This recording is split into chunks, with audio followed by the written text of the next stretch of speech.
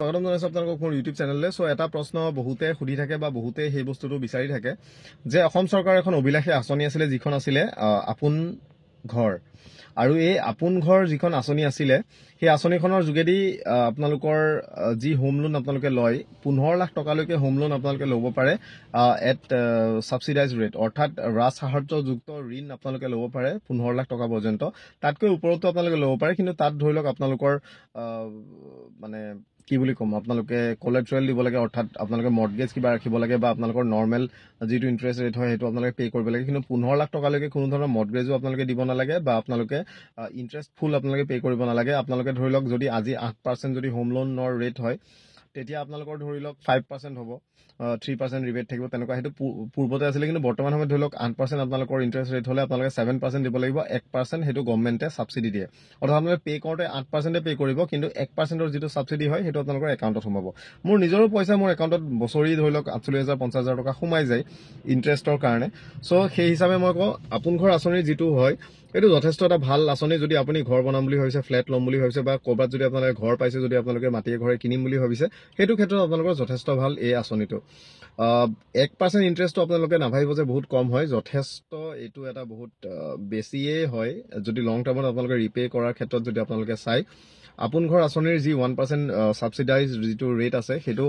যথেষ্ট আপোনালোকৰ ক্ষেত্ৰত মানে লাভ হ'ব। চ' আজি কেবিনেটত সেইটো সিদ্ধান্ত কৰিছে। মই ইয়াৰ পূৰ্বতে যেতিয়া মানে সকলোৱে সুধিছিলে মই কৈছিলোঁ যে জুলাই আগষ্ট মানত সেইটো আহিব, কিন্তু আজি জুলাই একদম প্ৰথম ভাগতে সেইটো কেবিনেট অৰ্ডাৰ সেইটো হৈ গৈছে। ত' ডেফিনেটলি বহুত ভাল খবৰ।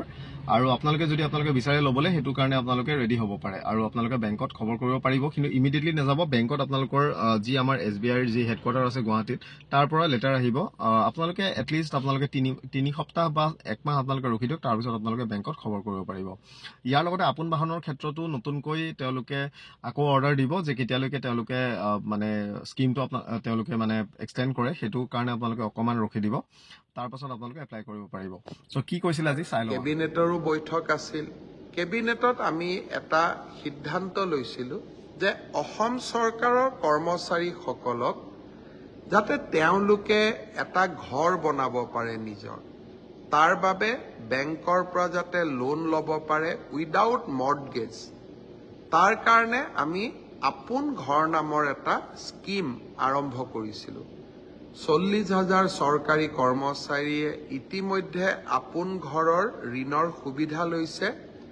আৰু বেংকৰ পৰা 5,600 কোটি টকাৰ ঋণ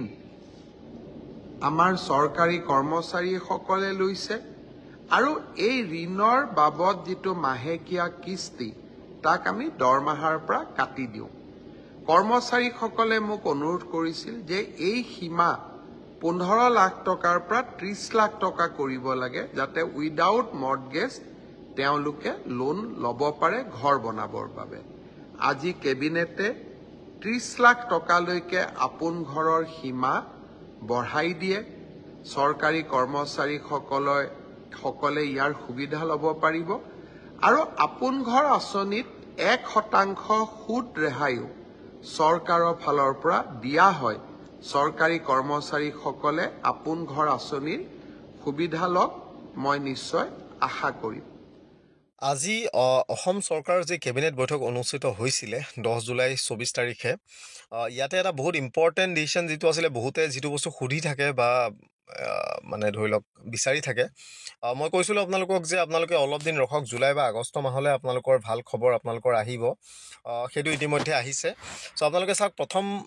হেৰিয়াতে দেখাইছে যে গৃহ নিৰ্মাণৰ সপোন পূৰণ, অৰ্থাৎ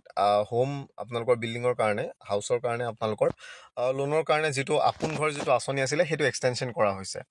ৰাজ্য চৰকাৰৰ কৰ্মচাৰীসকলক এটা ঘৰ নিৰ্মাণ বা ক্ৰয় কৰাৰ সপোন পূৰণ কৰিবলৈ কেবিনেটৰ দ্বাৰা 31 মাৰ্চ 2026লৈকে আপোন ঘৰ আঁচনি সম্প্ৰসাৰণ প্ৰস্তাৱত অনুমোদন। অৰ্থাৎ আপুনি যদি ঘৰ বনাব বিচাৰিছে বা যদি আপুনি ঘৰ কিনিব বিচাৰিছে, ঘৰ যদি আপুনি অন্য লোকৰ পৰাও কিনে বা ফ্লেটো যদি আপোনালোকে কিনে, সকলোৰে ক্ষেত্ৰত আপোনালোকে এই আপোন ঘৰ আঁচনিৰ যি টকা সেইটো আপোনালোকে ল'ব পাৰিব। সো এইটো আপোনালোকে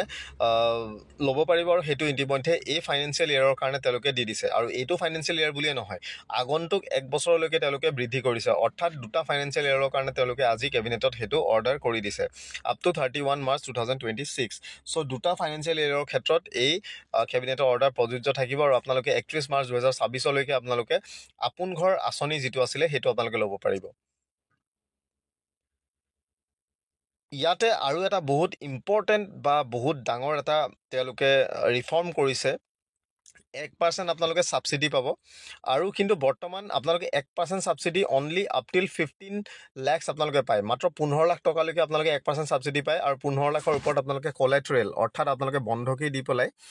আপোনালোকে বাকিটো আপোনালোকে নৰ্মেল ৰেটত আপোনালোকে ইন্টাৰেষ্ট দিব লাগে কিন্তু বৰ্তমান 15 লাখৰ পৰা 30 লাখলৈকে সেই যিটো লিমিট আছে থ্ৰেশহোল্ড লিমিট যিটো আছিলে 15 লাখ টকাৰ সেইটো বৃদ্ধি কৰা হৈছে আপ টু 30 লাখ সো বৰ্তমান আপোনালোকে 30 লাখ টকা পৰ্যন্ত আপোনালোকে হাউচিং লোন আপোনালোকে ল'ব পাৰিব হোম লোন আপোনালোকে ল'ব পাৰিব ইন সাবসিডাইজ ৰেট সো 1% আপোনালোকে ইন্টাৰেষ্ট ৰিবেট আপোনালোকে 30 লাখ টকা পৰ্যন্ত আপোনালোকে যে হোম লোন লয় তালৈকে আপোনালোকে পাব ইয়াৰ পূৰ্বতে কিন্তু এটো 15 লাখ আছিল আজি পৰ্যন্ত অসম চৰকাৰে 596 কোটি টকাৰ চৰকাৰী সহায়তা প্ৰদানেৰে ৰাজ্য চৰকাৰৰ 37277 গৰাকী কৰ্মচাৰী লাভান্বিত সো 596 কোটি টকা তেওঁলোকে ইতিমধ্যে মানে সাবসিডি হিচাপে একাউণ্টত সোমাইছে মই নিজেও আপোনালোকৰ প্ৰায় 48000 মই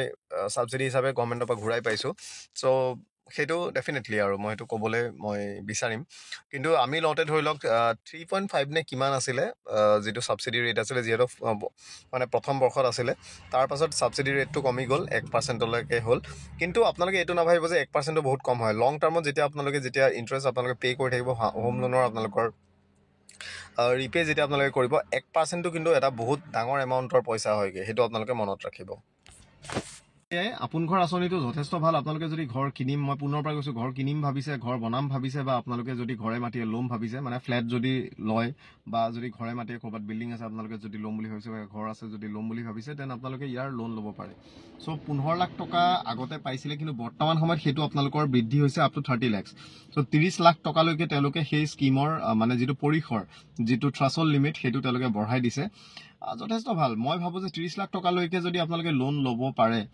তাতে আপোনালোকে যদি 1% আপোনালোকে যদি ইন্টাৰেষ্ট ৰিবেট পায় 30 লাখ টকাৰ যিটো আপোনালোকৰ ইএমআই হয় তাত যদি 1% আপোনালোকে যদি ইন্টাৰেষ্টত যদি আপোনালোকে ৰিবেট পায় সেইটো এটা বহুত ডাঙৰ এমাউণ্ট হয় লাষ্টলৈকে ওকে সো এইটো নাভাবিব যে বহুত সৰু হয় মইতো বাৰে বাৰে কৈছো সো হিমানে যিসকলে ল'ম বুলি ভাবি আছিলে অলপ দিন আপোনালোকে ৰখি দিয়ক বেলেগ লোনৰ